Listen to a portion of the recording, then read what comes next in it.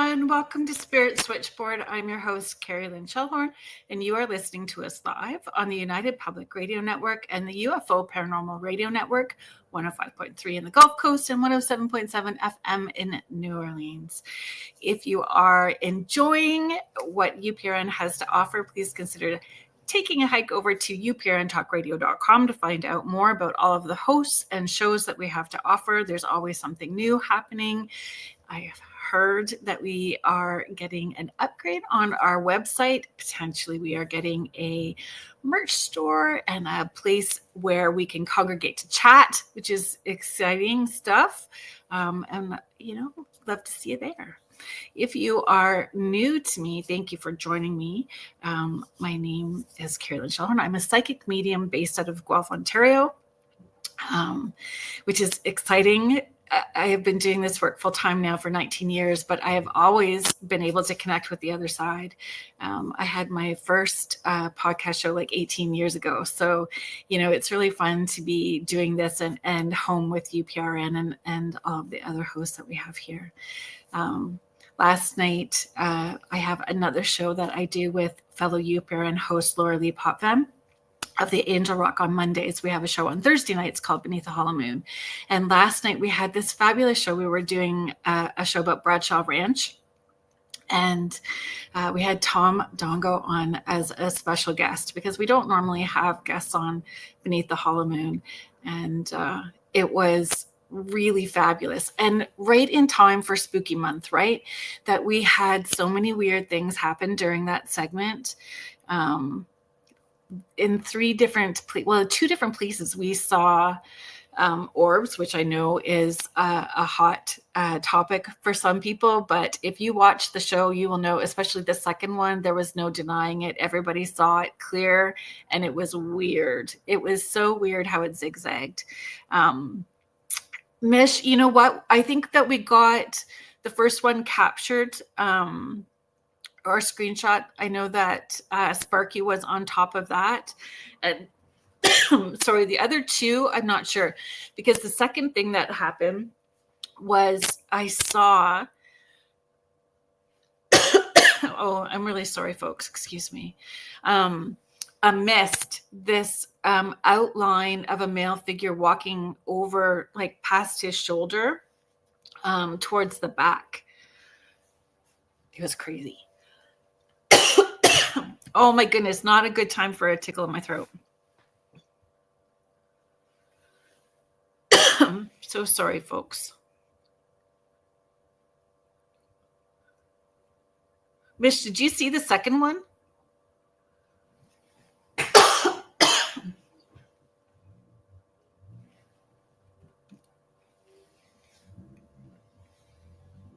Oh, Michelle, you ordered the book. So did I.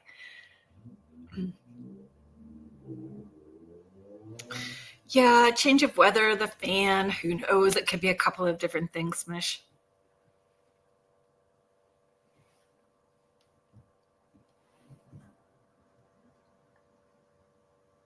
Oh, Heidi, I'm really happy to see you. So I'm going to bring our guests on. We're going to get today's segment started. I'm really excited about our guests today. We talked about them last week. I had Snipe on, which was a fabulous show, guys. It was so funny. And it was good medicine. Last week's show was really good medicine. It was a pretty stressful week. And we laughed so much. I was snort laughing and got tears from laughing. It was just such a great segment. So if you haven't seen it, please go back and watch the replay. And we did talk about Mel and Gail and all the love that we have for them and the good things and the great things that they do and offer for so many people. So it was pretty exciting to be able to have them come on today. So we are welcoming to the show today Lucky Paranormal. And we have an extra Lucky Paranormal guest today, too. Hello. Thanks for coming on. Hi. Thanks for having us. Thank you. Always, Mel and Gail. It's always a pleasure hanging out with you guys, whether it's like this or in person, which is even better. But yeah, it's always great. And Shannon, thank you for coming on. It's your first time coming on Spirit Switchboard. Thanks for having me. Oh, it's my pleasure. It's my pleasure. There's a lot of people that are in the chat wanting to say hello. So let's do some of our hellos before we get into chatting. Hi, Kathy. Hi, Kathy. Hi, Kathy. Hi. Mish, our friend from Australia, is here. Hi, Mish. Hi, Mish. James the Wiz, he is here from Washington. Thank you so much, James, for being here. And it's one of those days where I may need the reminder to do the station ID at the top of the hour. So I always appreciate when you give me those reminders. Hi, James. Sometimes they're just needed. Fair enough. Oh, you know what, Mish? I thank you. There's lots of mugs, and I was thinking, if you follow me on social media, I do this thing every morning called the Morning Porch Post, and I really do have a ridiculous amount of mugs. But I was thinking maybe we need to auction them and we can donate them to a charity. But then it was like, how do you decide which ones you're going to auction? You've got some pretty good ones. I do have beautiful. There's so many beautiful artisans, right? Yeah, absolutely. The pottery mugs are, and the gifted ones too, are very special. So, oh, my dear friend Deb Morse, thank you so much for being here. So, Deb, I met Deb on an intuitive forum many, many years ago before I started doing this work publicly. So she has, been with me from the whole beginning of like, no, I'm not a medium. I don't want to do this out loud in front of people too. Do you want to be my first guest on my first podcast? Which she was. She was my first guest that I ever had. So she is an intuitive, an author, a nurse, a lawyer. She is all of these amazing things. So wow. Always Hi, Deb. Love that. Right? We all wear many hats, right? Yes. Very true. Julie Dow, thank you so much for being here. Hi, Julie. Hi. Kathy, it was a great show last night, right? Michelle Plummer, thank you so much for being here. Hi, Michelle. Hi. Michelle was at the Paracon last year. Yes. Ooh, yay. Remember, she had an experience in the room. Yes. Her hair went flying up. No way. Didn't it? It went, yeah. I think that's what she said. Mm-hmm. Love that. Ghosty stuff there. Kathy Lemire, thank you so much for being here. Hi, Kathy. Hi. Heidi Gold, thank you so much for sharing us out today. We appreciate you. You're such a great supporter of all of our UPRN hosts. Hi, Heidi. Yes, Poltagoose. Yes, Poltagoose. I don't know if Trevor's watching, but Artie's here, so he'll get the reference. Hi, Artie. Hi, Artie. Thanks for being here, Artie.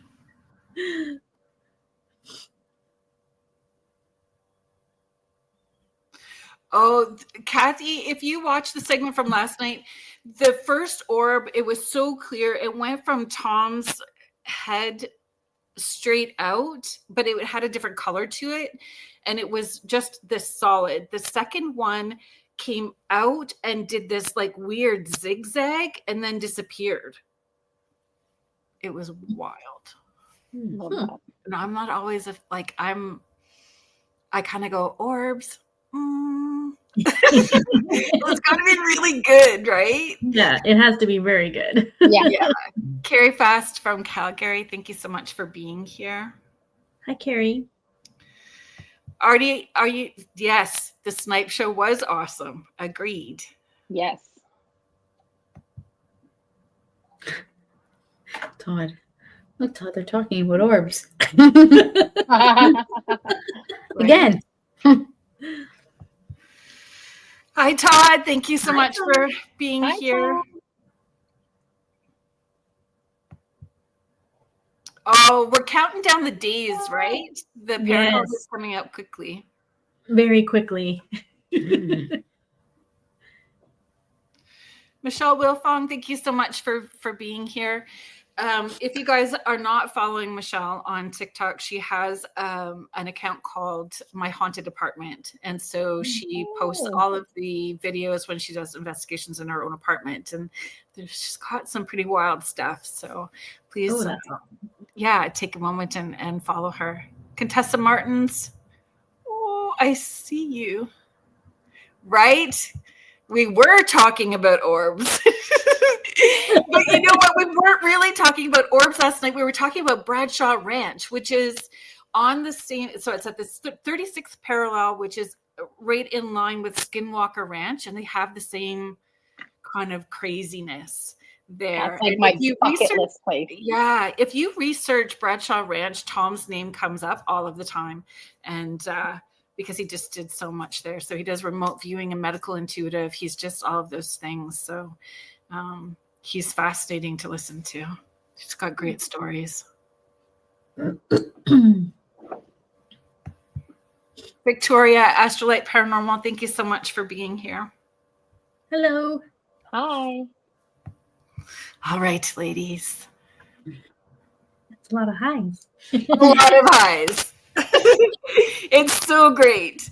It's so great when everybody participates in the chat. It just is really fun, right? It just adds to the conversation. So I wanted to talk about a little bit, I know we're going to talk about the Paracon, but let's talk about paranormal investigations and where Lucky Paranormal got started, how you have evolved over time. Haunted hotspots is really what I want to focus on.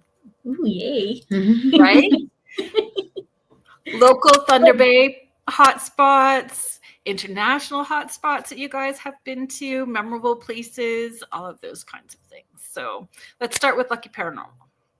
Mel, you started with paranormal investigations first, right? That was your jive, and Gail kind of got looped. Well, she decided to join because I was going out with strangers into like cemeteries at night, and she was like, "Who are you going out with? Do I know this person?" Yeah. I'm like, "What are you doing?" I'm just going out. And then the next day, I'm going to film what happens. I'm like, okay, sure you can. And then it evolved from there. Yeah, it's so great. It's such a great camera person, right? Yes. Yes, you need a camera person. But do you find that your role has shifted a little bit just from camera person to, how you're involved with the investigation has shifted since then? I think so. I think it has. It has, right? Yeah, she's been shoved into it. I'm like, here. We're using the spirit board. You stand here. True. Well, the funny thing is, I used to film it very professionally. I took it very serious on how to get the angles and all that. And now, because I'm involved, Mel's like, "Why are you filming the floor right now?" And I'm like, "Well, because I'm touching the Ouija board at the, you know what I mean? I can't do both." So it's just a different personal perspective. That's right. I mean, you got artistic. The audio. It's artistic. I love it. I saw Lois Clark there. I saw you. Hi, Lois. Thank you so much for chiming in and saying hello. Hi, Lois. Hi. I know, Shannon, that we had a quick chat before we went live. It's your first time coming on Spirit Switchboard, so I appreciate you. Yeah, I appreciate thank you being here. We got to meet really briefly last year at the Paracon. Yeah. And can I share can I gush a little? Yeah, bit go ahead. about that? Sure. Okay. I might blush a little, but Oh, it was so good though. It was just in passing, there was a lot of energy in that room where I was at, right? And it felt like it felt like I was getting vertigo. It started in the morning and it just got, intense, more intense as the day went on. And then the next day there's just lots of energy in that spot, right? That's for sure. And you came along with your schmancy, let's clear some energy spray. It was like, I think I fell in love with you. It was awesome. You can tell when people have the right intention. So their thoughts, words, deeds, and actions with the right intention and energy go into what they're creating and doing. And so I was super excited to be able to connect more with you and see your role through Lucky Paranormal. And how has that been for you? Your shift as, you know, where you were last year to where you are now with Lucky Paranormal. Yeah, absolutely. I think like that same energy is kind of what drew me to Mel and Gail too, right? Like they're just such good people and their intentions are so good. And we just, everything that we do just kind of just jives so well together. At first I was, you know, kind of a little quiet. I didn't want to like step on anyone's toes. And I just kind of observed a little bit how they did their investigations, and like they are both very professional with it. I know they giggle and laugh and say like, oh, you know, she's not holding the camera well, but they're very professional at what they do. And the way they run that Paracon is unreal. Like these two do it all themselves. They do it all themselves. Like that's a lot of work. Yeah. And I just take that idea and create what you did is phenomenal. It's really absolutely. I'm in awe of them for what they've created. Like it's pretty amazing. It's like I'm so proud to call them my friends now. We met about a year ago now, actually, at an event that happens to be happening this weekend too. And we just clicked. Like that energy was there, and like you could just tell they were good people, and that, you know, we had a lot in common, and our friendship has just grown from there. And my involvement in Lucky Paranormal has grown quite a bit. I think I take like our protections very seriously when we're investigating. So that's kind of my role. Yeah. So like, obviously like the spray that you fell in love with me because of, and my protection oils and things like that we use. And then just, like Gail likes to call it our prayer that we do at the beginning. And it's just something that I created, in my altar space, and made sure that our team was protected when we were out on investigations. And that's kind of my role. Other than that, I just kind of sit back and really watch them do what they do, because they're very good at it. Mel's an amazing investigator. Like the things that she can sense and pick up on is just unreal. And I love being a part of it. I love watching these guys do what they do. And, you know, my involvement just keeps growing and I enjoy it. And that's what happens, right? Especially when you find a really good jive and a good fit. Yeah. You feel safe to be vulnerable and stretch your comfort zones and how you want to approach and learn. And it's okay to make, you know, stumbles and grow as a team when you feel safe with one another. And exactly. That's so important when you are going to places that potentially have, you know, bad energies attached to it, or, you know, not all places that you investigate have those high vibing kind of places, right? Exactly. Yeah. And I feel like our team, like we work so well together and get along so well that it feels like those investigations go really well. It's amazing. It's fun to be a part of.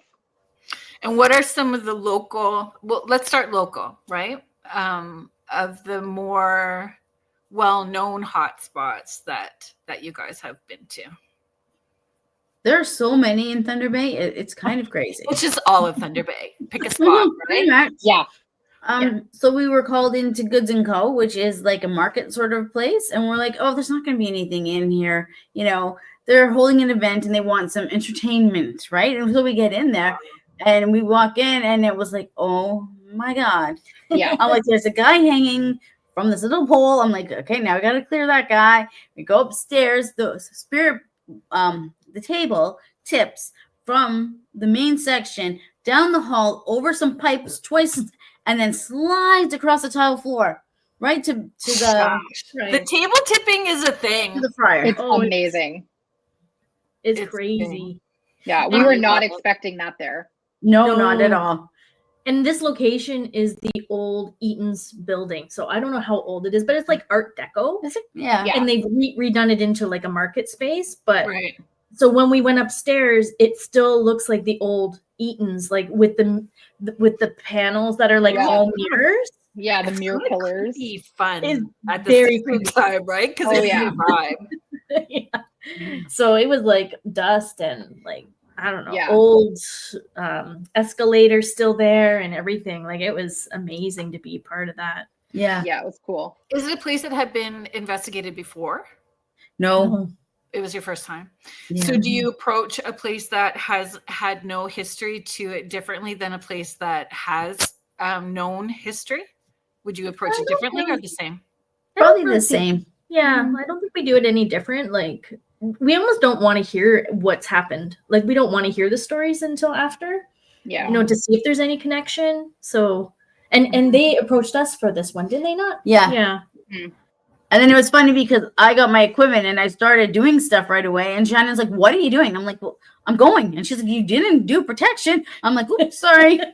And then we kept getting distracted by a spirit. We Because did, yeah. I kept going in, and I'm like, I gotta stop, and then I go in, and then finally we got it done. So that was good. And that's the benefit of having, you know, everyone kind of knows their role and fills in those spots, right? Yeah. Yeah, exactly. I'm the ADHD kid that just jumps in without remembering all kinds of stuff. In fact, I have left, I think, well, twice now, we've left equipment behind at 2 different places where I had to go back and get equipment. Whoopsie. Isn't that bad? That's so bad. That's okay. So bad. My defense, my sister was with me both times, so I blame her. I love it. That's what we're gonna do. We're gonna blame That's Christy. perfect.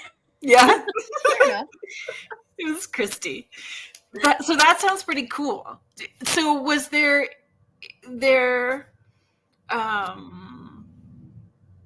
evidence, or so the things that you were picking up intuitively, were you able to capture with the equipment as well too? Was there more personal experiences than there was anything captured on equipment? Shannon was doing the Etsy's method, and at the same time, I'm like getting freaked out about the freight elevator, and I'm like, the freight elevator, and I kept saying it, and then Shannon's like, freight, and I'm like, I'm not going anywhere near the elevator anymore. Yeah. It was like calling me over, and I was like, no, we're not going there. And you already didn't like the feeling of that freight elevator. Like when we first went on it to go upstairs, you were just kind of like, something's not feeling right here. Yeah. So when you pick up on that, do you lean in more to it? Like the why you're not liking it? Is there, or do you just assume I don't like the feel elevator. good, so I'm going to back up? I never back up. No. She goes right in. I feel horrible. Let's go. Yeah. Right? Yeah. I heard a growl. Okay. Let's go check it out. Yeah. I know. It's so not right. Well, actually, with the elevator, if I was by myself, I would have been like, no, thank you. But like the whole group was there, and the 2 people who worked there were there, and I was like, I can't chicken out now. I've got to face my fear and go in this freight elevator.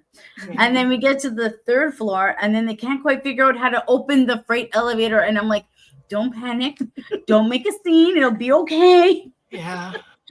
There's not, and it's super funny because I was thinking about that kind of question, right? Are there things that you're scared of? Are there places that you wouldn't want to go? Those are kind of questions that I was going to talk to you guys about today too.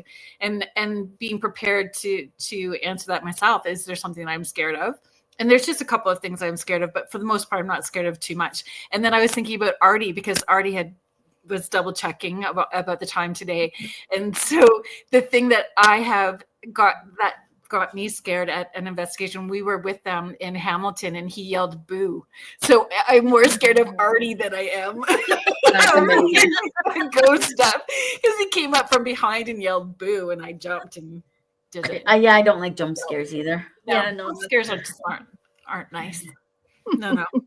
I don't really like I always say this, I don't like sleeping at a haunted location, but Mel says I fall asleep in 5 minutes. So I like prepare myself. I put a hat on over my eyes, and I'm like still have my clothes on and my shoes on and stuff, and I'll get into bed like that just in case I have to run, and then I'll fall asleep like right away. Didn't you go to the Beck house? Yeah. Like that. Yeah, I slept kind of like that. Actually, that's the hardest place to sleep in the Beck house. We've actually left twice in the middle of the night, which is very strange for us. But we left. We're like, I'm out. Well, Mel got pulled out of the bed. Yeah. Last time we were there. Josh, really? Yeah. And we got like a child's voice on our one of our monitors, like talking into it, like at the baby monitor. It's kind of a something like, place. I'm gonna go downstairs now, like with a British accent. We're like, who the heck is that? Nobody I know. Yeah, pretty awesome. It would be cool to all go together and we could go and do a whole investigation and try to sleep on the couch. So being pulled out of bed, that's something else. And so why do you think that you were like, it was a little kid. Other reports like that? There was one report, but the owner Brenda doesn't talk about it. And so we didn't even know about it. No, she said that there's a little kid that comes and tickles your feet. Tickles your feet is different than being yanked. Yes, so I kept my shoes on. And so I went in and I lied down. And did you say something about I smell? No, I didn't. That was a different place. Oh. Okay, switch to the different story, squirrel. And investigating, there's like, there's a different level of right. Well, in her defense, we were in Minnesota in an old, or we were in Duluth. We were in Duluth, Minnesota, in this old like factory kind of switch to that's a different thing. Hotel. Yeah. That's a cool hotel. She wakes up at 3:00 in the morning. She's like, your hair stinks. And then she's got her eyes closed. And I'm like, what? And she opens her eyes. I'm like 2 feet down from where her head is. Like, she can't smell me. I'm like 4 feet away. Yeah. Apparently, someone had crawled into bed with us. And she smelled a spirit. Yeah. Like, I smelled like a spirit's dirty hair. Like, and it was the old factory. It used to be an old factory where we were staying. That's interesting. Yeah. So, that's like, a cool I got hotel. that smell. And the head was like the smell was right under your nose. And I was nowhere near you. Whoever the spirit was, he climbed in bed with us. So that was weird. Crazy. Mish is asking, how much do you go and investigate by yourselves? It really is the three of you, right? So it is the three of us. Artie says it was a spirit fart. Okay, but have you caught a fart on an EVP? Have you guys? So have you? I haven't, but my friend Lisa Crick, I'm pretty sure it was Lisa Crick when she was on, said that she did, which I'm just waiting for that. Farts are funny. So I'm going to use that as an excuse. Right? Oh my gosh, you can hear that wasn't a fart. That was a spirit. So, wait, Michelle is saying it's a good thing they didn't tie your shoelaces together like Dennis the Menace movie. Oh, right. For sure. No, it was one yank, and I don't know. It was almost like it was so gentle, but yet fast. Like it was so fast. And then I'm like at the end of the bed with my knees and my legs off. I'm like, what am I doing down? And then I hopped up. I'm like, everything's okay. You had your shoelaces tied together before. When? Where were we? Oh, shoot. I feel like it was either at the museum or at the Tilted. The Tilted, I think. It was at the Tilted Turret, I think. Think so. Yeah. They messed with your shoes? Yeah, because she doesn't like stairs. And it was like before we were going downstairs. With no risers? The stairs with no risers that you can it doesn't matter. Any stairs. Any stairs. I'm like that too. They make fun of me. Take deep breaths, and I have to count in my head to keep myself focused. So if anybody talks to me, I'm like glaring at them because I can't tell them to shush up because I'm counting in my head. So I don't panic. Oh, that's amazing! I love that. So yeah, I love it. And my poor granddaughter, like I don't think I projected it onto her, but she's scared of steps. The basement steps look like it's part of a horror movie. Actually, our steps at this house. And she's 5 and too heavy to carry up and down the stairs for me now. So I do that with her. Hold the bar. Now we're going to count together. We're going to count 1. And we're just going to 2. So we can get through it. But that's tying your shoes. Do you want to share that story? I don't even remember what happened. What happened, Shannon? I remember like 2 of your laces were like kind of like not fully tied together, but like your shoelaces came undone a couple of times. Yeah, at I one remember that. investigation, and then the one time they were almost tied together. Wow. And you were like, "Oh my gosh, my shoelaces." It was either there or maybe it was at the Rutan. Maybe the root, one of those places. That's It was at one of the extremely places that has a lot of stairs. Yes. Why do we go to so many places with so many stairs? So do you think that having that fear when we have that elevated energy around us, that it's like an EMF pump and it triggers things in the space? Do you think that that's a positive thing, actually? I mean, it's entertaining for everybody else when we're having little freakouts like that and still trying to do our thing. Yeah. Other people find it funny, but do you feel maybe it could amp up energy? I think so. Yeah, and I'm probably shooting off some fear, and then everyone teases me, and they're like, "Oh, your bum clench." I'm like, because I'm so nervous. I'm like, let me just get through the stairs, and we'll be okay. Right. True. But I think like a lot of time, we were actually talking about this today at lunch, like when you have a haunted location that people are like buying tickets to go to, or like always going in there knowing that there's going to be some sort of activity, and their fear is being embedded in the wood and into the stone and into fabrics. It almost creates the ghost, or almost creates like kind of an energy field around it. Like, because we were talking about, we went to a place in Scotland and we did like a ghost tour, and it was like they were talking about poltergeists and how on this tour you could be scratched and all this kind of thing. And I think one of the reasons is because we went into a locked cemetery that we could only, like, our tour was only allowed to go into, and there was like a vault that they put all the people in this one vault. You couldn't get out, and the tour guys stood at the front, and they jump scared you while they were telling their story in there. So everybody's screaming or like, get scared. And it's almost like they create that presence or that energy in there.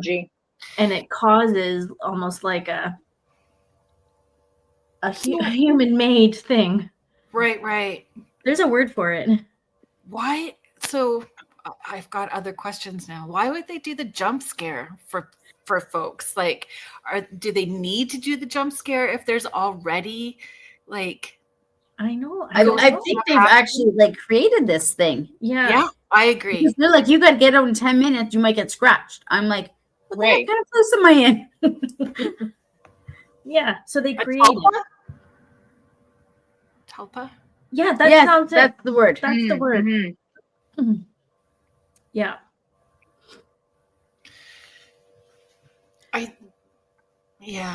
When you go to a place, I mean, we've been in this enough to know, like, we're not always guaranteed to have interaction, that they're not always going to be that entertainment monkey for people every time you go, right? So I think about that for those for places, if they try to provoke or create just for that monetary gain, right? Monetary gain and notoriety.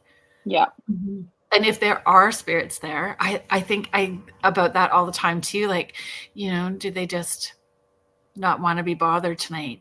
Like they're just tapped out. Yeah. Absolutely. I think that all that matters, but the jump scares, if I will punch out. Like, are you sure you do? So I warn people, don't do it. So Artie was lucky he was on the other side of the wall. Whoops. It's just a reaction, right? Yeah, for sure. You don't mean to. I think there's a video of me somewhere at David Ullman's house. So it's a house that's a couple doors down from where the Manson murders took place. But his house is got all kinds of stuff going on, and it's got like it's on Benedict Cielo Drive and Benedict Canyon, and a rock face right in the basement, like where there's no wall. It's just the mountain in his house. So there's all kinds of energy Hmm. there. His stairs are three flights of stairs, like the circular ones with Oh, cool. Yeah. with no Oh risers. no. And then it's glass walls and it juts out over the canyon. Like my Oh, hands God. are already talking about it. Oh, Mel, you would. The only video that you have of me is like holding the top of his pants and his shirt. Slow down, speed up, stop talking, go. And then salty birds in between because I was so scared. I was like, Oh. back downstairs with the growly, scratchy thing because I don't want to do this anymore. So funny how our fear can play into things, right? Yeah, absolutely. Do you have a place, Shannon, that you've gone to with an investigation that has elicited that kind of fear in you? Not really. I don't. You're a The jump scares don't scare me. Like, I love that stuff. I think it's great. I think it's funny. Like, I find it very different than like a paranormal investigation. Like, I feel like that's like entertainment purposes. right. Well, I laugh after. Oh, totally. I like all it. do, I think right? it's hilarious. Yeah. No, I don't really get scared very often. I don't. I think maybe not scare me so much, but makes me feel uncomfortable is if I set a boundary. I don't like being touched very often, especially my hair being pulled. That is a very big thing for me. And it does happen. And I don't like that. So I usually like have a moment where I'm like, okay, like, well, when we were at the Goods and Co. and I was doing SDs and my hair got pulled. And I got whacked in the back of the head, like really hard. And I had already said multiple times, please stop touching me. Please stop touching me. And then all of a sudden it was like whack. And I was like, I threw the headphones off and I'm like, enough. Like, that's enough. I said, please don't. So not scared, but like uncomfortable. Which is still an energy and a frequency that Very contributes much. to that, right? Because, you know, depending on what that spirit's like, they're going to feed off of that. Yeah. Same sort of irritated energy. Exactly. If you were to, if a team was coming into Thunder Bay for the first time investigating, Shannon, what would be your first place that you would send them to investigate?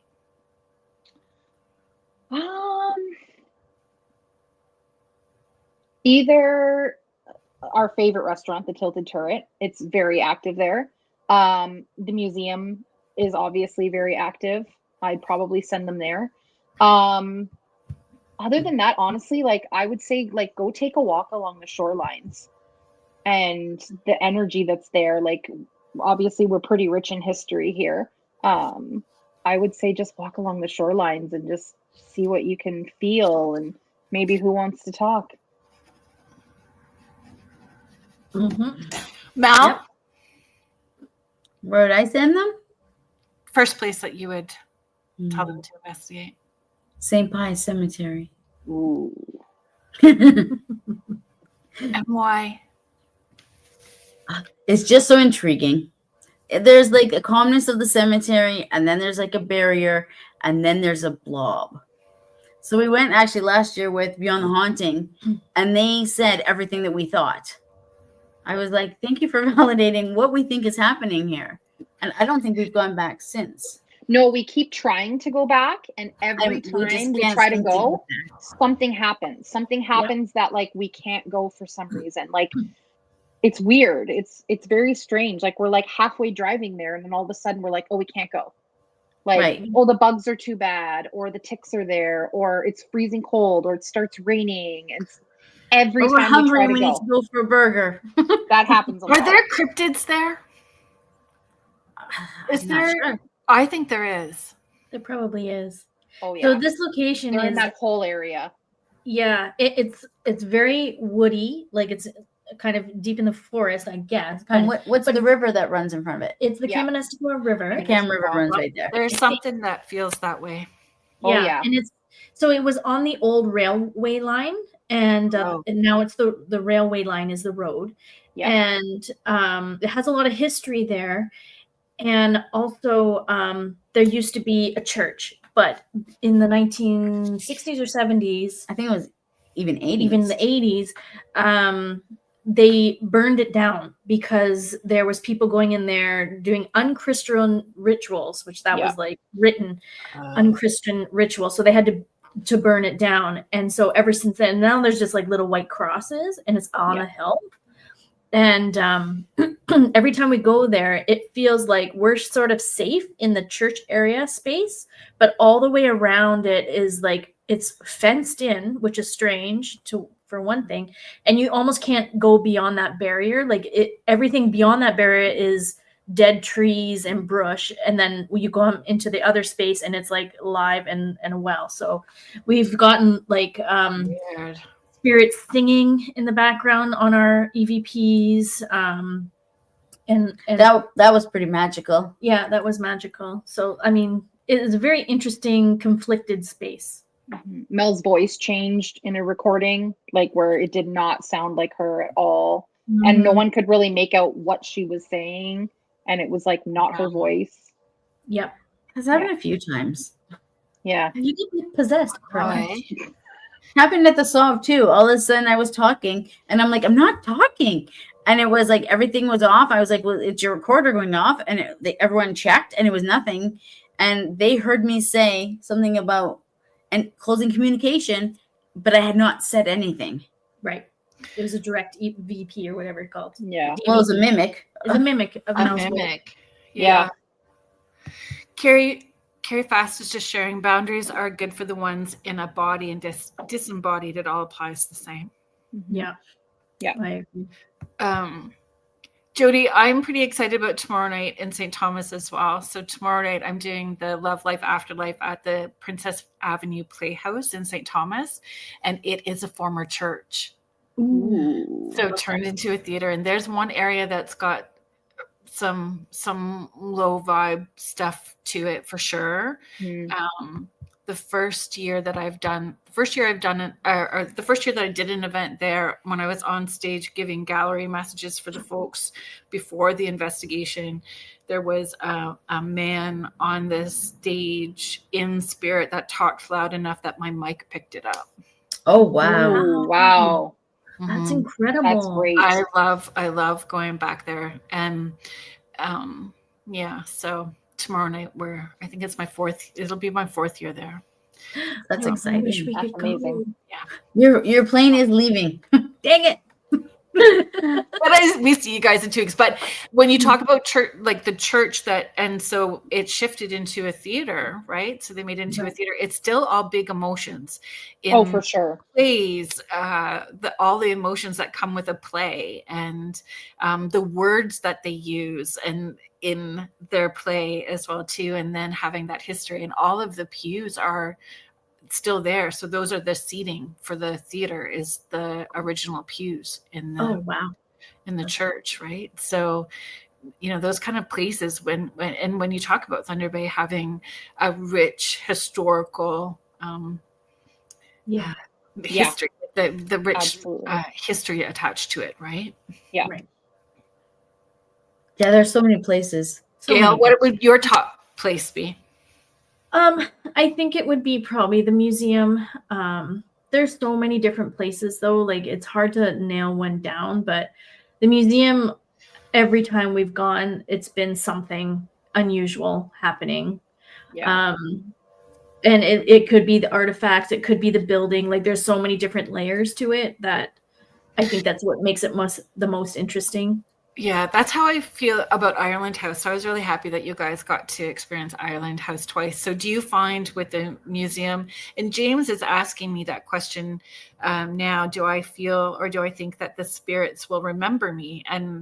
And I do. I feel like when you repeatedly go back, that you're building a relationship with those spirits as well. So do you find the museum spirits remember you and interact? Have they changed how they interact, or do they open up more over the times that you've been there? How has that been?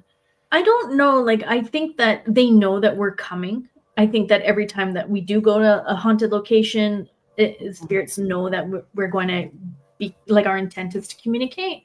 Yeah. So like, I just think that, I don't know. I think that they just know that we're coming. Well, especially when we go to the tilted turret. because we've communicated through the spirit board, we have names. And so we can be like, hi, so-and-so, are you here today? And then something will make a noise and we'll be like, okay, so now we're on the same wavelength. You know, we have a better communication with them. Yeah. Yeah. Right. And when you're using the spirit board, is other equipment, like, are you recording at the same time? So you're getting like more than one piece of evidence at the same time? Yeah. Yeah. That's so We cool. often have the REM pod and the tripwire going. Mhm. So Right. Yeah, we've even done where like someone's doing SDs and then we're doing the spirit board at the same time. And it's so amazing. Like, especially when we get things coming through that are the same, Yeah. right? That's just so cool. And I think our intention matters as well too, right? I always forget about filming. I forget about taking pictures. I don't think about that stuff. I'm all about the personal experience. I'm more, okay, you can touch me. Oh, my hair is all good. You know, it's probably like sounds inappropriate on a recorder when you're saying those things, right? So you cut that part out. Right?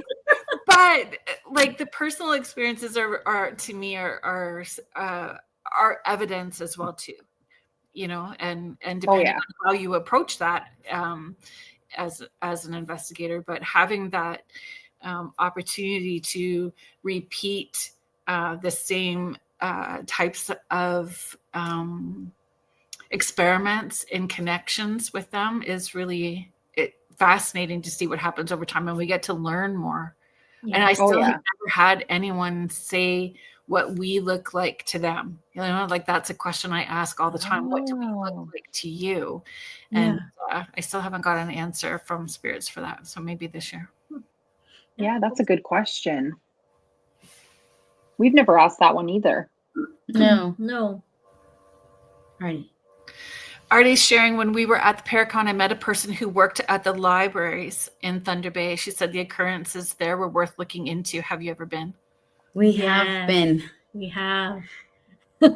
We were at the Brody Library, and in the 80s, they found urns in the vault.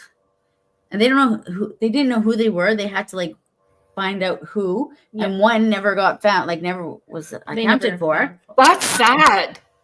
That's sad. And That's very sad to me. Yeah.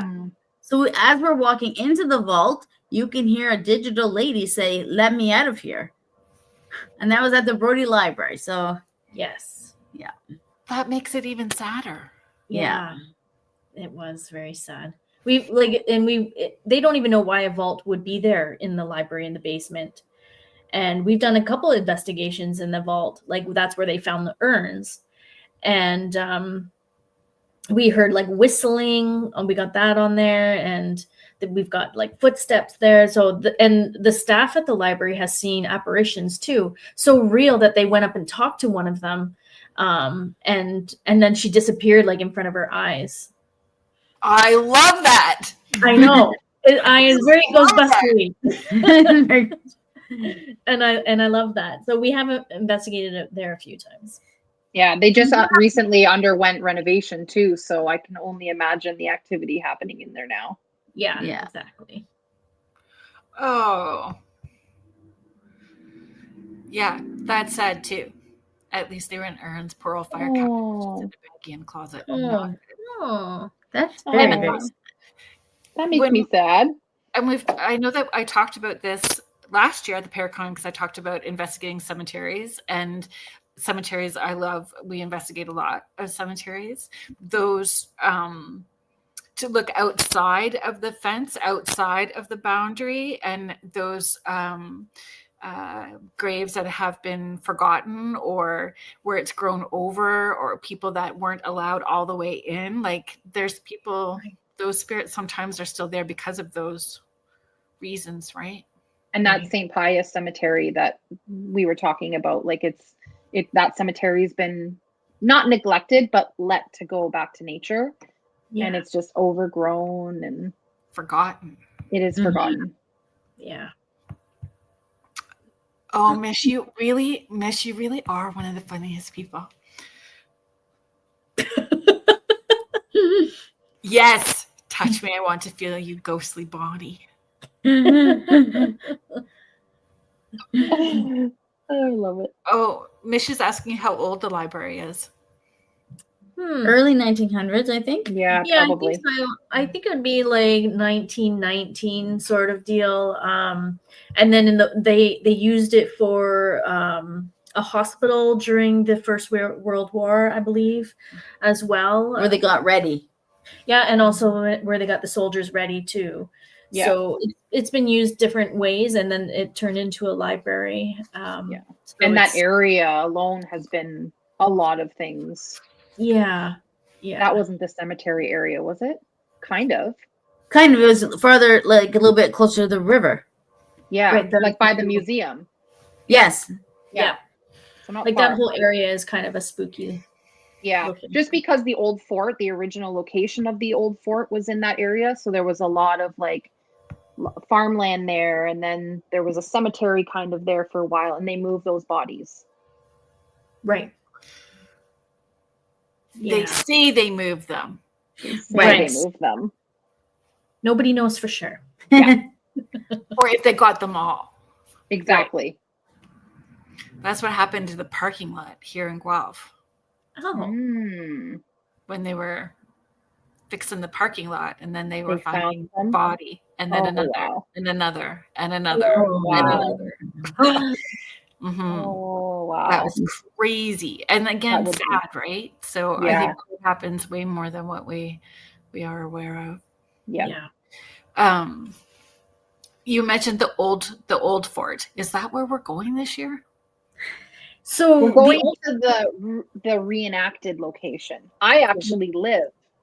My house is actually in the original location of the original old fort. Oh. So Do you talk have about to that, drive Shannon. there? Mm. There was like 30,000 people in that location of the old fort, right? And then, Yeah.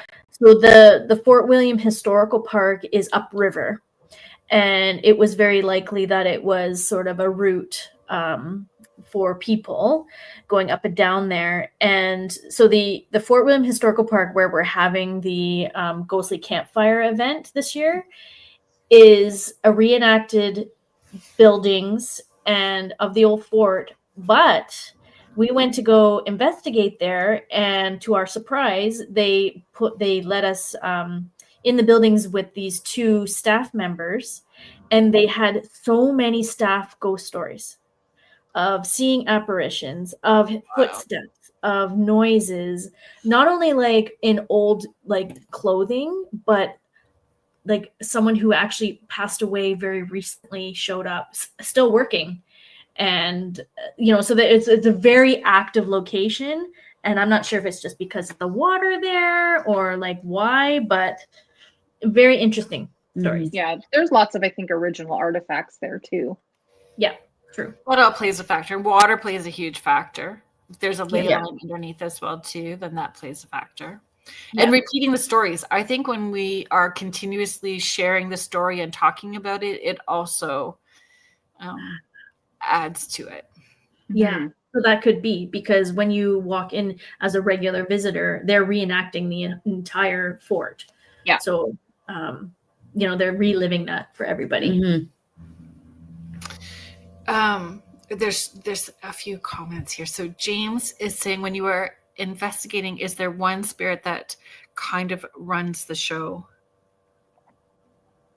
Say like a poltergeist. Couple times. Location. Oh, I think we run it into definitely like negative, and they want to run the show, but Yeah. then Shannon comes to the rescue and puts salt all over everything, and they're gone. It's like, oh, thank you.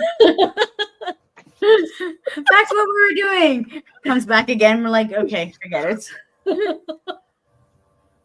yeah. So Yeah, it's very interesting. Those kind of bully Mm-hmm. spirits, right? And how they want to interact. Yeah. Well, that Yeah. happened at the Coo House, right? Like we had, it was all they have a poltergeist there too. It was right? Harold. Yeah, Harold the Poltergeist. Yeah, Harold, Harold. yeah. Yeah, we're gonna name him Harold. His name is Harold. His name is Harold. But you know, like we got the whole story, and then we were like, okay, Harold, and then we got another, you know, we got the story, and anyways, because we got a few jump scares from something that hissed at us on the second floor. Yeah. And then staff say that the door slams on them. Yeah, and they had like a fire extinguisher fall over on the security camera, and so the spirit's smart enough to know now that if they create chaos, they get more energy. And so that often seems to be happening there. Yeah. Mm-hmm. Interesting, eh? Like toddlers. Yeah. Oh yeah. Just like toddlers. Yeah. And he's pushy. He's pushy when we're there. Like he wants to talk to us, and like he'll almost seems like he comes in and takes over some of the equipment so that he can come through and communicate with us when we're maybe communicating with somebody else. Yeah. Yeah, that happens a lot in different investigations, right? Depending on what you have. And those quieter ones being held back by those Right. more vocal and aggressive in whatever way. Spirits. We're just going to do our ID, our station ID, so that we don't get into trouble. If you are just joining us now, thank you so much for being here.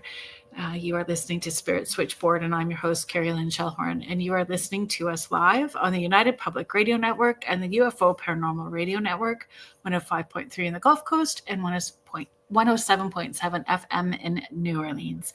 If you'd like to find out more about our hosts and our shows, please head to uprntalkradio.com. You can access all of our archive shows. There's thousands of them. Find out more about the hosts and all of the shows that UPRN has to offer. Today's guests are Lucky Paranormal, Mel and Gail Willis, and Shannon.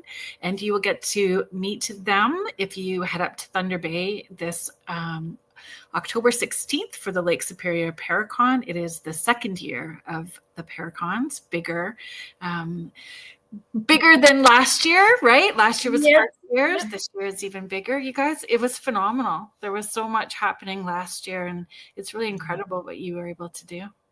Thank you. Thanks. We made it bigger. Undertaking. This year we're not sleeping. No. We forgot to put that in our schedule, so it's just not happening for us. Yeah, it's bigger. Like it's 2 days this year. There's so much more that's going on. Do you want to talk about some of the things people can expect if they are attending this year? Sure. You want to go? You could start on Thursday. Okay. So, Thursday we're having a Sasquatch expedition. And so Jason Kenzie is coming from Vancouver. Yeah. He's very high energy, awesome guy. He knows lots about Sasquatch. So he has a documentary searching for Sasquatch. So he's going to be taking 2 groups out into the northwestern Ontario forest and show people everything about Sasquatch, how to search and learn tips and tricks about that. The interesting thing about this event, pardon? And how to have fun. And how to have fun. It's going to be fun. Yeah, because I know that's what Jason does when he gets scared, is he tries to do something funny. Oh, really? Okay, yeah, awesome. Ask him about it. Okay, yeah. I will. So people will like pick up a Sasquatch expedition package. They don't know where they're going until they get the package. And then they drive to the location. So it's an undisclosed location that they're going to. So that's brilliant. And then on Friday night, we're having our ghostly campfire event. So all of our speakers will be there. It's at the Fort William Historical Park. It has food, and we're going to be having big bonfires and just telling all the ghost stories. And our guests will be sharing some of their ghost stories around the fire.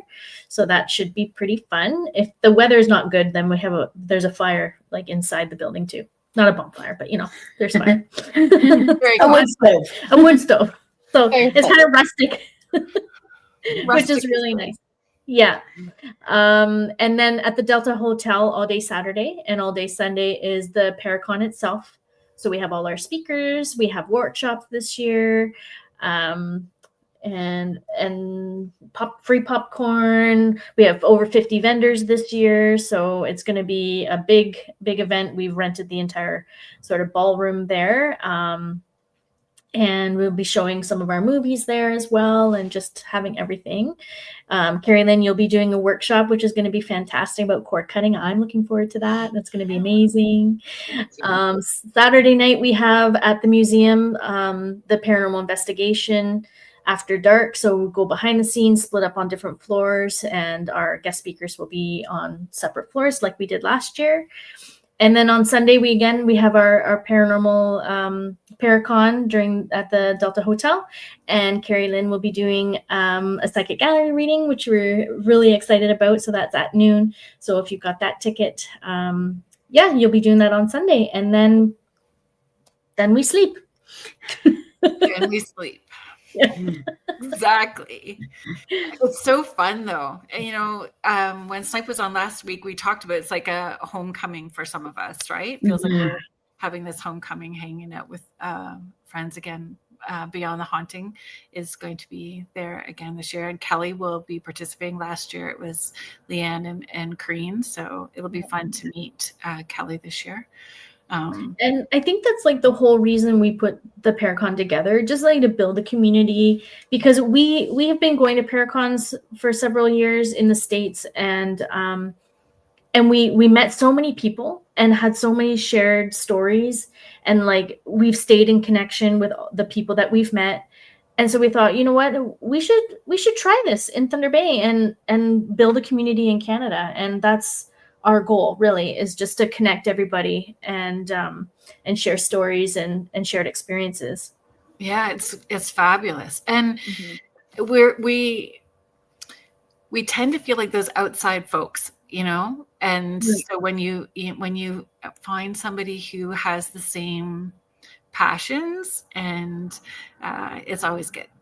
Yeah, definitely. Right? Yeah. The weird in me honors the weird in you. So it's really fun when all of us weird folks get together, right? We get really giddy about it. Yeah. And we actually had lunch with Brian Baker today. And so he's going to be one of the speakers. That's so great. And so we met downtown Toronto and we had lunch. And I'm like, where else do you get to meet other weird people and go for lunch? Okay. Brian's book, is it out now? It is out now, yes. It is out now. Okay, let's make sure. I know it's called Eerie, and that's the only part I can remember. So I'm going to call it up so we can fully give a shout out for Brian Baker's book. Awesome. Do you guys remember it off the top of your head? No. I know it's eerie. I know what the screen looks, the cover looks like with it. Me too. It's like a blue. Brian, we're trying. We'll get it right now. Brian Baker. Yeah, so Brian's going to be talking all about Canadian stories from his book, probably, right across Canada. So, Eerie Whispers. Eerie Whispers. That's right. Exploring Canada's reluctant relationship and its ghostly lore. Yeah. So amazing. Yeah. So that's another book, all my book loving friends in the chat, that you can support a Canadian author. Yeah, absolutely. So that'll be fun too. And there are a few returning guests, actually. So Chris Rotowski. Yeah. And he's talking about alien abductions this year. Oh, interesting. Yeah. And so, like all of these friendships really developed from last year, because Leanne has been working with him on alien stuff too all this past year. Like, things. It's just wonderful. And we've hung out with you, and we've hung out with Snipe, and I know. You develop these friendships that I did not think was going to happen, and it was like, wow, this is awesome. Yeah. Again, it's that safety thing too, right? When you can relax. And I know that I had mentioned that to Snipe as well, too, the very first time when we all investigated in Hamilton. When you open up as a medium too, like really feeling safe that somebody there is going to be there that kind of understands you and recognizes when you're uncomfortable, or if something's gone sideways, that they can yank you out or intervene and step in. And that's so important, right? When we're doing those things. Absolutely. Carrie Fast asked a question, but I don't know this word. So Carrie, you may have to help me out if you're still here. Carrie's asking, are any of these buildings you go into, are they Tartarian? But I'm not familiar with that word. Google. Sorry, Carrie. You may have to help us. Sometimes we try to ask Suri to tell us what words are that come through on like the spirit talker, but then we always realize that Suri doesn't work because we're in airplane mode. I'm not really getting a So definition. we gotta wait and find out later. Tartarian. I spelled it right?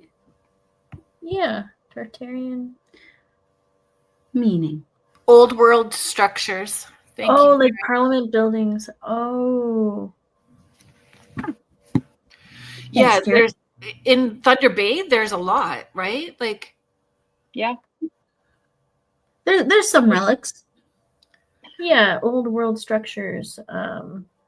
It's not as exciting as like downtown Toronto, where like everything's an old building and they keep them. In Thunder Bay, they tend to like tear them down. Yeah, Right. renovate them like quite a bit. Yeah, so it's just a few cool buildings left. Yeah. Right. I don't know. I just don't understand, like, when you knock it down, is it really getting rid of that energy in those spirits though? Like, where do they No. go? They just go to the next like bright light that they can find, or they wait till the new building's up and still hang out in that same spot. Yeah, absolutely.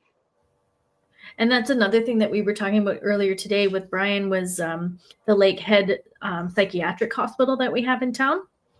It's closed down and it has multiple haunted stories, and it's being boarded up and it's not being taken care of, and they're probably going to smush it down, you know. And why? We want to go in. Yeah.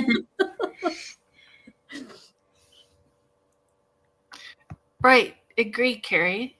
The energy can be trapped in the land when building is removed. Oh, for Yeah. sure. Absolutely. Or they choose not to leave. Yeah. Are there tunnels underneath that hospital? No, No. I don't think so. there's tunnels downtown. Definitely tunnels downtown. It's interesting too. Yeah, Because there's then- tunnels there. It is it's interesting when you tap into, even remotely, when you're tapping into a certain building, you can feel when there's tunnels, because the spirits will pop from one place to another, like through tunnels. And I had to help families with clearing their houses in a subdivision that was built on top of tunnels, where a residential hospital was knocked down, but the tunnels still existed, and all of the spirits that were attached to the land kind of moved through tunnels and popped in people's houses and hung out confused.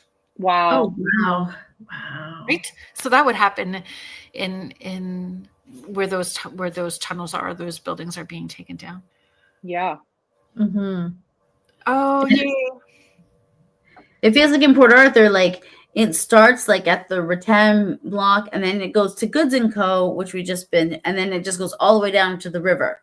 So on both sides, there's these tunnels that are all connected. Yeah. Right. Hi, Jody. So Jody is my paranormal Hi, Jody. Hi, Jody. bestie. So I couldn't hang for the show tonight. I wanted to pop in quick, say hi to Gail and Mel, and I hope the Paracon event is amazing. Thank you. Aw. My house is right on an earth projection pyramid. I have Ooh. learned to remove spirits from that. Wow. Yeah, it's Wow. and sometimes it takes a long time to be able to cross spirits over, right? Especially if they're confused Yeah. and don't know what's going on. I'm excited. And I love how you guys for the Paracon, I love how you guys organized it where some of us speakers can pop in and have that time to hear other speakers, and there's that breathing room so people can have the space to get to every speaker or in between. And Yeah, we added breaks. yeah. Yeah. Agreed. It is like herding cats into a wet paper bag. That's what crossing spirits over can be like, for sure. Yeah, there's so much. Who are some of the other speakers? Some of the new So we have Brian. Mike Ricksecker is coming. So he's going to be talking about time loops, which is really fascinating to me, and also shadow dimensions and shadow people. So he's going to be doing 2 presentations, one on Saturday and one on Sunday. Snipe for sure is coming. And yes, Sean Leonard is going to be there as well. He's going to be there just on Saturday doing a presentation and then a book signing. So we're excited to have him. And he'll be there Friday night at the campfire. So yes. Oh, Yep. That's wonderful. Yeah, all of our speakers will be there on the Sorry, Friday. I didn't read that, Artie. Let me read it. So Artie was saying, I have a feeling our friend Sean Leonard is going to blow some minds. Yes. for sure. Yeah. He's going to be talking about earthbound spirits and levels of the spirit world. I know that he's going to be sharing some of his EVPs that he's gotten. So that'll be really interesting as well. So That's amazing. yeah. There's something for everybody really at the Paracon this year. There is. Yeah. Yeah. Agreed. Sean Leonard is amazing to watch. Yes. Thank you, Kathy. Fiona Clark is saying hi. Hi, Fiona. Oh, Elliot's coming. Oh yeah, and Elliot Van Dusen is coming. Yeah. He runs the Halifax symposium, and he's an November 1st this year. Yes, and he's a ex RCMP officer. He's going to be talking about law enforcement and the paranormal. So how they used psychic mediums in some of the cases, which is going to be fantastic. Yeah, He's participating with the investigation too, right? Yes, he is. Yeah, That'll be fun. yeah. It's going to be super fun. It's going to be amazing. So who else am I missing? Catherine Keeping. Catherine. She's a local person. Yep. Kim Christine from Christine. Duluth is coming back. Yep. Kim's coming back. So amazing.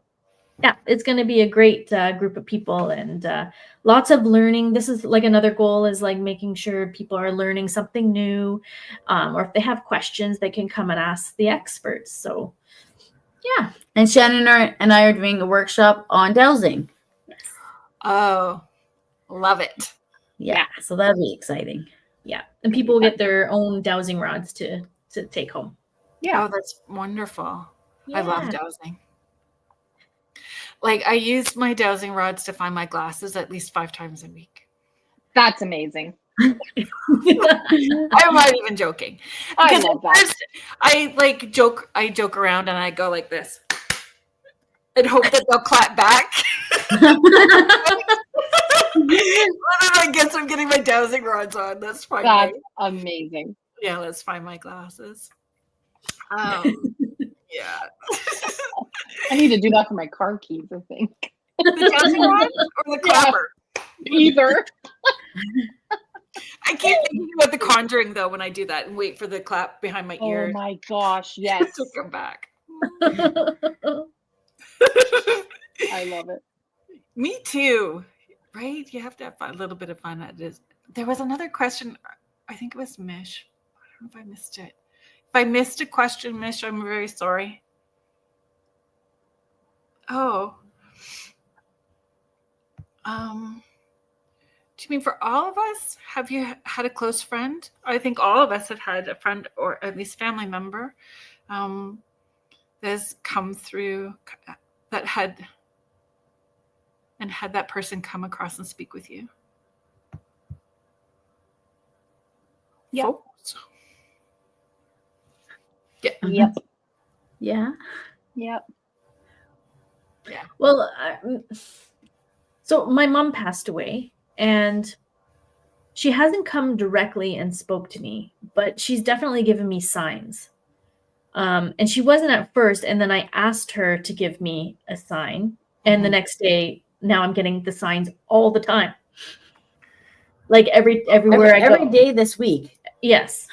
Because anytime I'm like, well, when I ask her, she gives it to me. And then if I'm going through something that is hard or challenging or difficult, I get like the symbols and the messages just to kind of like let me know that she's there always. Mm-hmm. And I think that's what she's like in a paranormal investigation, I don't think she's come across. Maybe Yeah, one she time. did in the basement on Oh. Simpson Street. Oh, right. So that one happened. That one did happen, yes. We were using the spirit box in the basement, and all of a sudden, it's the spirit box going in. It's like, Sandra. And we're like, what the hell's going on? And then it's a daughter, and it like had this whole conversation. Yeah. But we didn't click in right away. No, it took us a while to click in. Yeah. But so I guess she has come across. Yeah. But she's coming across even more now with symbols. Oh, yes. Yeah. For sure. She's figuring it out. She's figuring it out. So am I. When I first got my spirit board back, so I had gave it to friends to do the lettering and stuff on it. Yeah. And when I first got it back and used it, my grandpa was the first person that came through on the spirit board. And then during the seances, because I hold the seances at the house for people, and I don't ever expect my people to come in on the seance. You just never know. Like sometimes it's celebrities that show up during the seances. It's crazy things that happen at the seances at the house. Yeah. And our neighbor died when he was 18. I think I was 14, 13. I don't know, something like that when he died. And he's come through a number of times, which totally surprised us. And able to give enough information through the spirit board to say, like, evidentially that's who is coming through. So it's interesting. And we don't even have to have, like, the celebrities will just show up as well too. Like, it's just you never know who's going to show up in an investigation. You don't always have to have a personal connection to somebody for them to show up. Mm-hmm. Yeah. We had my grandfather come through on an investigation. And that was the first time we used the board together. It was. Yeah. It was, and like you're getting emotional, and I'm like, what's going on here? How do I cope with this feeling? I'm like, you're like, it's fine. I'm like, I don't know if it's fine. Like, yeah, and it was okay. It was Mother's Day too. Like, we did an investigation like late at night on Mother's Day, and that he comes through to me on a lot of special occasions. Just because he was so proud of me for becoming a mother. And my oldest son was his first grandchild, or great-grandchild, sorry. And he was always just so very proud. So the fact that he did come through on Mother's Day, the first time we used the spirit board, it was amazing. And he went right to some symbols on the board that are meaningful to me. And I immediately could like feel his energy. And then he always made this funny little sound where he like would put his finger in his mouth and make his like lip pop. And Mel actually picked it up on the video after, and she had texted me the one day and said, "Did your grandpa ever make a funny noise?" And I knew exactly what she meant. And we captured it. So it was pretty cool. So yeah, I like to watch that video quite often because it's nice. I'm happy we captured that. I am happy we did too. Yeah, it was pretty cool. That's special. It was. Yeah, it was really special. Kathy, a spirit board is the same as a Ouija board. Ouija's just a brand for sure. Yep. When you, I'm a big promoter of creating your own. So it's your own energy. You know what you're putting into it, where it's coming from, and putting your sigils, those protection sigils that are important to you on it. And I think those things are important as well too, with any of your tools and the things that you're using. Yeah. That was when we're talking about emotions again, and getting hitting those emotional spots in an investigation. Do you tap out? Do you not tap out? One of the things I put is stretching yourself thin. Does stretching yourself thin to investigate influence the results? Like if you've had a bad day, or you're stressed or overly emotional, do you tap out? Do you go through? Do you find it influences the results? How do you approach that? Or what are your thoughts about that? I try and shift it. Like if I know I'm in a bad mood, I'm like, well, that is not good for investigating. And then try and shift it. And then when I get together with Shannon and she has all the oils and everything, then I'm like, oh, okay, I feel good. They're magical. I heard things are magical, and they will be available at the Paracon. They will be. Very good. Yeah, and I feel like our team, like we just vibe so well together that a lot of the times we can come into it, and like we like to travel to investigations together. So Gail sometimes likes to drive us in her Mario Kart, and we can all have a really, because we all own our own businesses too, that is separate from our paranormal life, and we have hectic days at work, and I feel like sometimes we all get into the vehicle together and we kind of just vent about our bad day, and then we laugh about a couple of things, and then it's like you can just feel the energy shift. Like Mel said, we try to shift it, and I think our group, we're so good at that, where we can like laugh about something and just clear the energy, and then we can come into the investigation and we can leave all that stuff behind, that negative energy that maybe attached to us from our days at our crappy, boring, normal day jobs, right? So we vent it out, and then we go in and we have a good time. And like there have been times, like there's been a few members of the group that have come and gone over the little while, and like you can tell if somebody's in a bad mood or their energy is off and they can't shift that energy, that the investigation sometimes, who's coming through, it's attracting sometimes some of those more like darker, negative, not so great energies that we really want to communicate with. Sometimes we will communicate because we're getting information and we're learning something, but you can tell sometimes like what's coming through, and we're like, why is that coming through here? Like, why have we been to this place before and we've gotten such a different, spirit talking to us and like a different energy? And then other times, it can be everybody's in a great mood and we're like, well, where was that negative energy that was here last time? Like that's now gone again, right? So I feel like depending on the mood we're in, like it really does kind of attract a different spirit coming and talking to us. And knowing your limits, like knowing what your limits are physically, emotionally, mentally, like what your limits are. So if you need to tap out or say, okay, I think our time here is done, and be able to call it a night at the same time, right?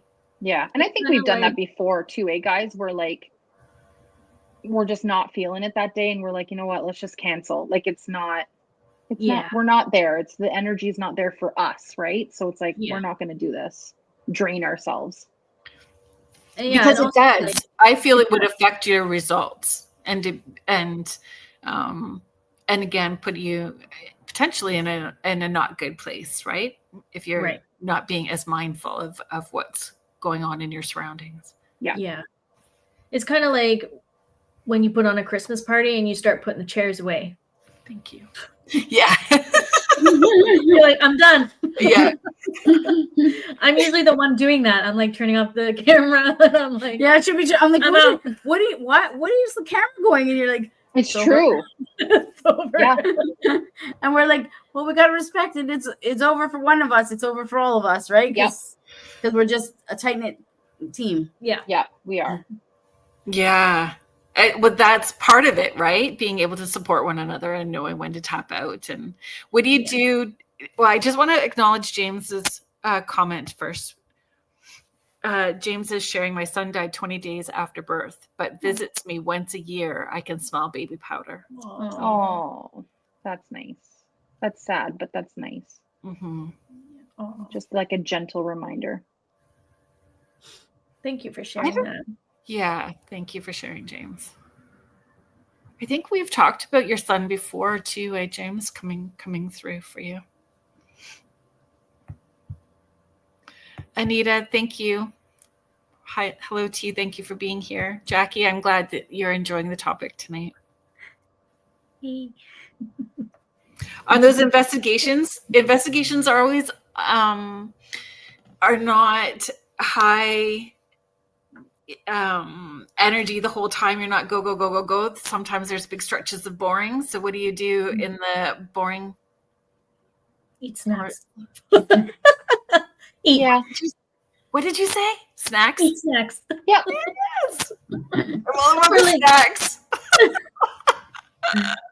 Or just shift the top. Yeah. Just shift the topic and talk about Paracon and who's coming and what we got to do. And, we're friends. So it's easy to just talk the whole time. It is. Yeah. So we talked about this last week with Snipe as well too. And Artie, if you're still listening, you can correct me if I'm remembering incorrectly. I think it was Todd that said he records everything. So recording even when they're not actively investigating and being able to pick up. A lot of times that's where really great EVPs end up happening, and things happen when they are not actively investigating. So have you guys found the same thing when you're in that off time and still recording? Except when something scary happens, Gail turns off the camera. It's so true. If she thinks she's gonna get in trouble, she turns it off. Turns it off. Power off. Power off. In trouble for what and from who? Well, like someone was coming out of an office and we were allowed in, but we weren't. They didn't know that. And he came by and she's like shutting everything off. And I was like, "What are you doing?" And we still to this day do not know if that was an apparition or an actual person, because that's true. Gail turned the camera off. Do you feel it could have been an apparition? Yeah. Yep. We were investigating for hours and hours in the hallway around this office, and all of a sudden this guy comes out and we're like, "What?" So I thought I was gonna get in trouble, so I turned the camera off really fast, and then he walked down the hallway and he seemed so out of place. Like he wasn't dressed businessy at all. He was like a workman. Yeah. And I'm like, "What were you doing in there?" And then we never saw him again. And the person that was in that office, like, that building has a bunch of offices in it, and the person that actually works from that office, like, their picture, we've been able to find it, and that was not the person that came out of that office, and they were not dressed like they should have been in there. Right. Did you check the office door, like, to see if it was locked and go in after? Yes. And I walked up and down that entire hallway and knocked on every office and jiggled every door when we first got there and said, "Is anyone in here? Hello?" Just to make sure there was no one in there. And no one ever answered. No one ever opened that door. There was no lights on inside. Nothing. Yeah. And no noise came out for hours. Nope. And we were right outside that door for like a long time. So my mind goes, well, it could have been that. And then it goes to like first 48. Here we go to true crime.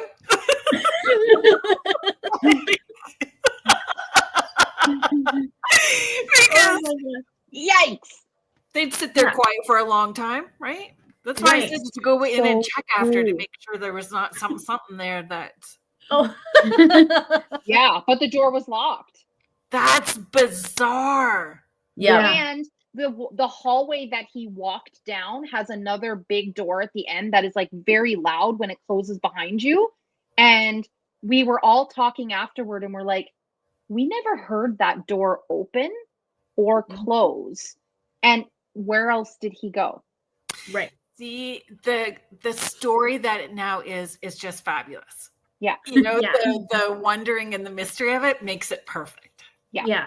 And I didn't capture it on film because I was just thinking shit. Turn it off. Just turned it right off. Personal experience and personal experiences are evidence in itself. That's true. Yeah. That's what I think. We'll have to ask Elliot if he agrees, though. Being an RCMP officer, he may not. Like a former RCMP officer. Fair enough. Well, I guess we'll find out at the Paracon. We'll have to ask. Yes. We'll all have questions. We will. Oh my gosh, it's going to be so much fun. It is. Last year on my drive up, I saw a moose. Oh, awesome.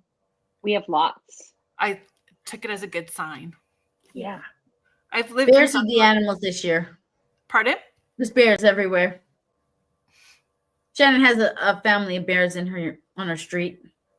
Oh, I've heard they're really bad in Thunder Bay right now. They're bad. Very bad. The blueberries are like, there's like no blueberries, so they're very hungry. But yeah, there's a mama and her 3 cubs that like go up and down the street every night. Yikes, eh? Yeah. Yikes. Yeah. Sometimes my kid orders like takeout food and it gets delivered and the bear's right across the street in the neighbor's house. Oh, wow. Just walks right by and delivers. It stole a pizza off somebody's porch. Yeah. I forget. When you live down, like, I forget.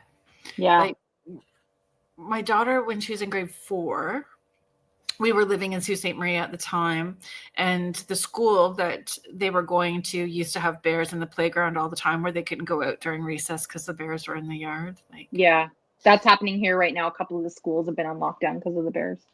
wild. Mm-hmm. And I don't remember that ever happening my entire life. No. No, there's never a lockdown because of a bear. Or, Yeah. you know, whatever. Yeah. Yeah. Interesting. Fascinating. Okay. Yeah. Equipment. I know you guys use the pendulum board and the pendulums quite a bit, right? So using that board a lot. What other equipment is a favorite? Mel? We do enjoy table tipping. I'm so glad. I do enjoy the tripwire. Yeah. And I'm going to say spirit box. Hmm. Because I'm pretty good at hearing it in the moment. You And are. so it's kind of cool that I can get the words, and then we can kind of use that and do other things with the words. Yeah. Mhm. Love it. Gail? Well, I just use my iPhone all the time because I'm recording.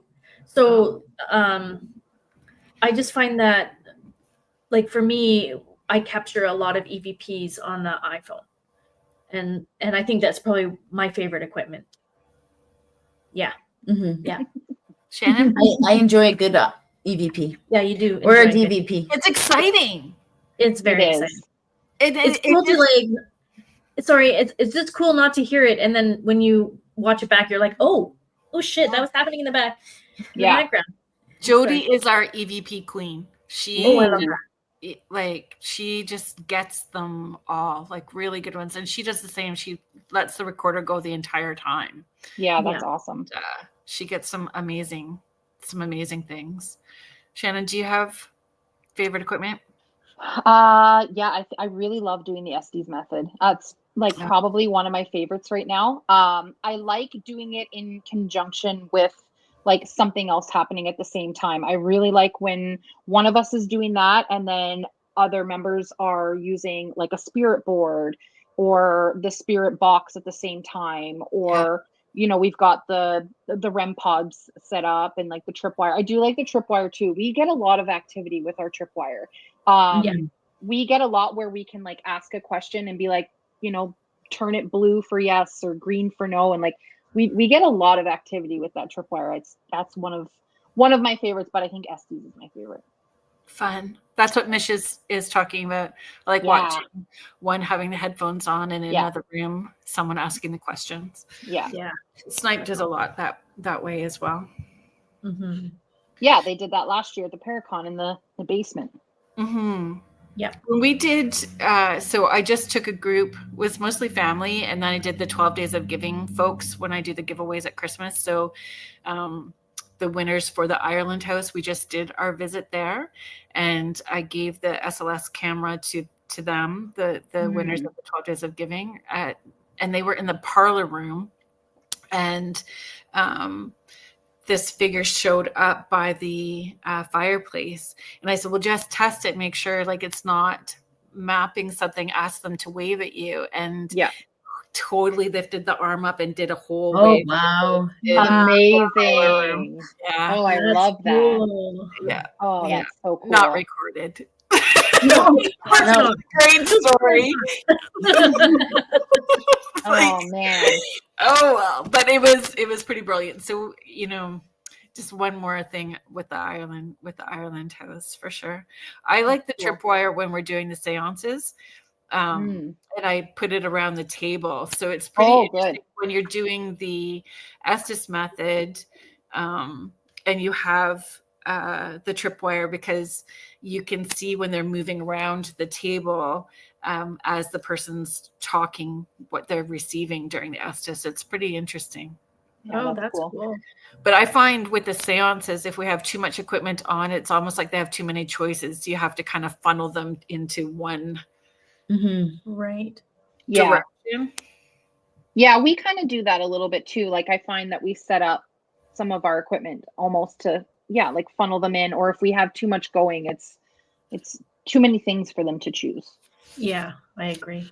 So in your like seances, Carrie Lynn, do you do like a circle and a holding hands type of thing, or like what does it look like for you? Or is it So private? no. Oh. So the prayer that I started when we were at this summer. Yeah. Oh, I thought Johnson, you were at talking the about Peggy something Johnson else. house. Yeah. Remember I did that little prayer? So that's Yep. usually how I start the seances, is with that little prayer with everybody. And we start at the table with everybody's hands on the table. Sometimes they're touching, sometimes they're not, but we start with everybody at the table that way. And Okay. then I start with a candle spinner. So in the center of the table with a candle spinner, and seeing if they will manipulate the spinner, which they usually do. So I kind of do this slow build up. So we start with the spinner, then we'll do Estes with the other equipment kind of set up around the room, and then we wait and see which way they're going to go. We might move to the spirit board, then table tipping and back to Estes. It just kind of depends on where they're being most active in the space. And we got this bunny, GC. I think I've talked to you guys about it before. GEC Paratech on Etsy. You can follow them on Facebook as well too. They're out of the UK. She's got some really fun stuff. So I've got a bunny, like a trigger object that lights up the bunny, but she's put a temperature sensor in the belly. Oh, cool. Cool. So sometimes just having that up on the shelf and then asking them to manipulate the temperature, so you can watch them bump the temperature up a couple of degrees or drop it. Yeah. So we usually have that set up. That's cool. She's got all kinds of fun stuff. And unfortunately, with our Canadian postal strike, I think that my last order that I was hoping to have for the investigations and stuff, tomorrow is sitting in limbo. waiting for Canada Post to decide when they're Bummer. Yeah. It's a little bit of a bummer. Yeah. So because you're doing your seances at home, like, do you think you're living in a haunted house, or are you bringing the spirits into your home, inviting them in? So I would say that we sometimes have things happen, but not very often here. The rules and boundaries and clearing and all of that stuff is pretty strict, because I work from home every day too, like when I'm doing sessions and stuff. So it's always a very clear open and clear close and an ending. So I would say, like, we're opening the door and allowing them to come in during that time period, and then we close it up, and we're just not right. And I have like 2 haunted dolls that I purchased, but they sit on the shelf. Jody is not a fan of the dolls, but my granddaughter plays tea with them. Oh. So we have tea and do like mini tea readings and stuff, Lily and I.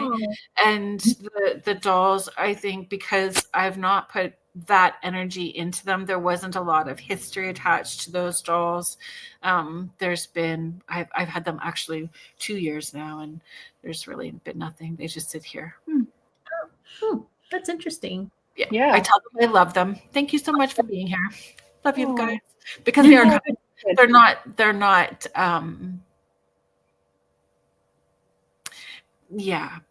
they've been through a lot. Yeah. They've either been well loved or uncared for, one way or the other. They're not pretty looking, really. Right. Just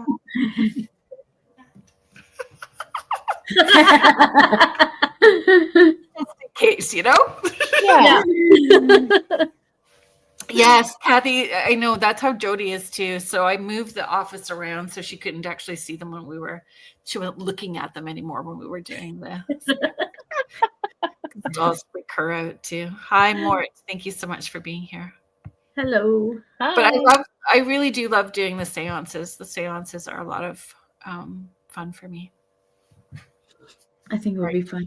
I think it would be fun too. I'm fascinated by all of the Victorian seance and what they used to do back in the Victorian days. I tried to incorporate it a lot. Like, I do have a horn. So they had a trumpet.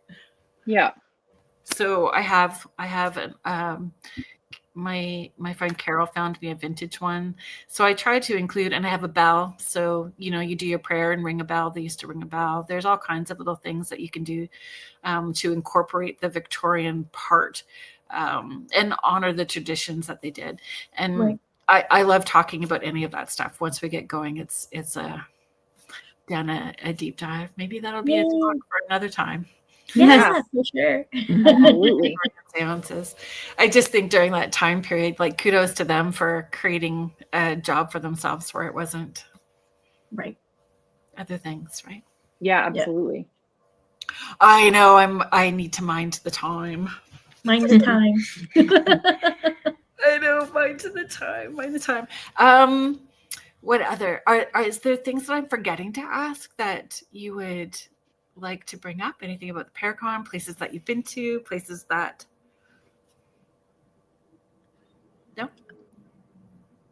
You thinking? Bucket list. Yeah, bucket list. Let's talk about bucket list. I was thinking about that. In haunted hotspots, do you have a bucket list of places? Or is there a place that's not well known that you don't want to discuss out loud that's on your list? I'd like to go back to the UK. Yeah. It looked pretty amazing, your pictures. I could go anywhere in the UK. It was quite interesting. Yeah. Including Scotland and Ireland, or just England, Wales? We didn't go to Wales, so perhaps Wales. Yeah. I mean, I don't really have a bucket list. I was thinking about this today when you mentioned it. And I almost like the little Easter egg haunted places, like Goods & Co. We didn't think it was going to be haunted, but then it was. Yeah. So that's exciting to me. Yeah, that was great. You go somewhere and you're like, oh, there's something here. Like, you feel it and you weren't expecting it. So I like that. Like yesterday, we went to do this activity and we had to meet at this place. And I don't know these things. And I'm standing there and I move my back and I'm like, I don't want to be near this building. And Gail's like, oh, did you know it was an old funeral home? I'm like, no, but I do now. And I'm not put my back there. So that was interesting. Like a little nugget, we just fell upon it. Yeah, we fell upon it. I love those. That's fun. Shannon? Yeah, I do have a bucket list of places. Skinwalker Ranch is definitely one of them. I would love to go there. That is somewhere that me and my oldest son actually have said that we are one day going to go there together. Do you follow on their website? Like, are you part of like the insider?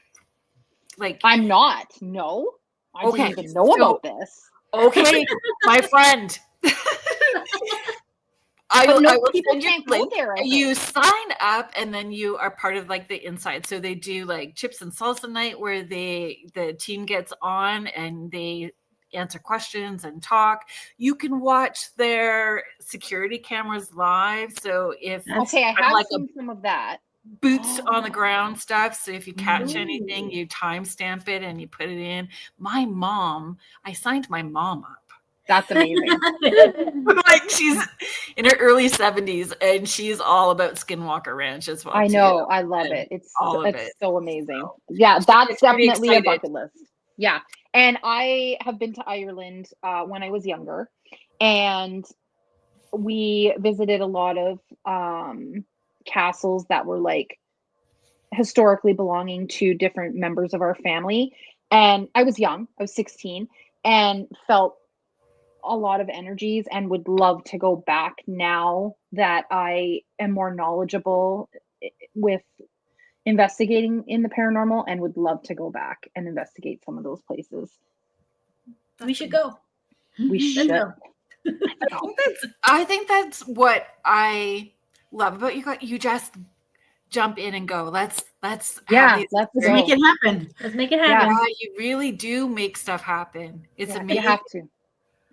Yeah, it's amazing. Yeah. Alrighty, where can people find you? Tickets for Paracon, follow Lucky Paranormal. Where are all the socials they can find you? YouTube. Yep. Under Lucky Paranormal. Yep. Yeah. Facebook, Lucky Paranormal, and then there's the Lake Superior Paracon, which is on Facebook. Yes. and And Instagram. Yeah. And then we have the website, lakesuperiorparacon.com, where you can get tickets to the Paracon, which is coming up very fast. Yes. They're not stressed out at all. No. Not at all. I just thought to go on holidays. I was so not stressed. I love it so much. Well, I appreciate you guys spending your time here and just hanging out. I love it. Thank you so much, Shannon, for participating and being part of the show tonight. Thank you, everybody that's been in the chat. This coming, so next week, actually. So next Thursday on Beneath the Hollow Moon, we are talking about zombies and scarecrows. And on Spirit Switchboard next week, I have a very special, very, very special secret guest. Ooh. So a secret guest next week, and she's very important to me. So I'm very excited that she's agreed to come on the show and hang out. And she's going to be at my house. So she'll be live with me at my house. So I'm pretty excited. And we're going to talk about witchy haunts. Ooh, So like Bell Witch Cave and yeah. So we're going to talk about witchy haunts and witchy places. I love witchy things. I just love witchy things. Me too. I do too. I am a witchy thing. And so, Sandra, I'm just seeing that you were here now. Thank you so much for being here. So thank you. She's saying great show, ladies. Have a great weekend, everyone. PEI is on the calendar for next summer. So I will, as that all unfolds, I will keep you in the loop, Sandy. That's exciting. It is. Is it your first time to PEI? It will be my first time in PEI, but I lived on the East Coast. Like my daughter was born in New Brunswick, but I wasn't doing any of these things. I was a mom with 3 kids under the age of 4, right? At the time. So I was being a mom. So yeah, we're going to add some paranormal stuff. Yay. I'm so glad, everybody, that you guys enjoyed the show tonight, and I appreciate your time, and I hope to see you guys next week. So thank you, everybody in the chat. Thank you for your comments and your support and for being here. Thank you, everybody that has been listening. Thank you, Joe Montaldo, the owner of our network, and Michelle DeRoche, our network manager. And thank you to the United Public Radio Network and the UFO Paranormal Radio Network, 105.3 in the Gulf Coast and 107.7 FM in beautiful New Orleans. Have a great weekend, everybody, and we'll see you next Friday. Bye. Bye. Bye. Bye.